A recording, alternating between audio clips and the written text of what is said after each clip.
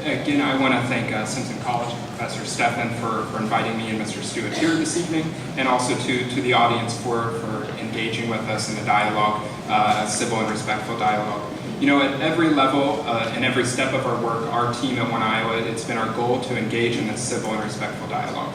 For those that disagree with us, we've invited all Iowans to a conversation about community and fairness, and it's our hope at the very least we can all agree that government should treat all people fairly and equally. Being the type A, somewhat wonkish person that I am, I want to highlight three bullet points in closing. The first, I want to be clear about the misinformation that's been circulating as of recent.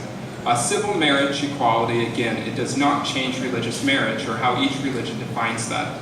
The Iowa Supreme Court explicitly stated in the state constitution only affects civil marriage, not religious marriage. Churches of any faith, of any denomination, can still define marriage as they choose, and no church will be forced to recognize any marriage if they choose not to.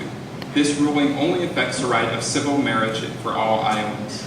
Second, this decision was rooted in Iowa values of freedom and equality. This state Supreme Court decision says that every Iowan deserves equal protection under the law. That means that the government cannot discriminate against a person based on their race, their gender, how much money they have, or their sexual orientation. To be sure, Iowa has a long-standing tradition of treating all Iowans fairly. As I shared earlier, in its very first decision, the Iowa Supreme Court considered the case of Ralph, a former slave from Missouri. In 1839, the court ruled that, quote, no man can be reduced to slavery. In 1868, the Iowa Supreme Court desegregated our schools nearly a century before the U.S. Supreme Court ended segregation. And in 1869, the Iowa Supreme Court ruled that women could not be denied the right to practice law. As a result, Arabella Mansfield became the first woman admitted to practice law in any state in the Union, 3 years before the U.S. Supreme Court ruled in a similar case. You see, we have a long, proud tradition of treating all Iowans fairly and equally. We have an equally unique commitment to community and freedom for all of our people. And last, and perhaps one that we often fail to recognize, tonight we are talking about real Iowans, real Iowa couples, some of whom have been together for 10, 20, 30, or 40 years. As I stated earlier this evening, like many of you in the audience, I grew up with the hope that someday I would fall in love with and spend the rest of my life with the person that I love, to build a life together and a family together, to share our hopes and our dreams, our joys and our sorrows.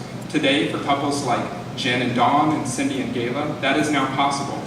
These couples now have the ability to protect each other and be responsible for each other through a civil marriage. They now have the same safety and security that my parents and grandparents have had for decades. This decision should be celebrated for reinforcing true Iowa values, for recognizing that each one of us here tonight is equal in the eyes of the law. Now, in the months and years ahead, let us not fall for the divisive fear and tired politics of the past.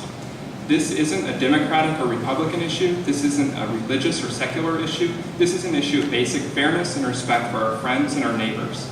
If you're interested in getting more involved in protecting equality in this important Supreme Court decision, we do have organizers here tonight. Emily Hawley is here. I'm sure she'll be at the back of the room as you exit if you'd like to get more information about how you can get involved with our organization.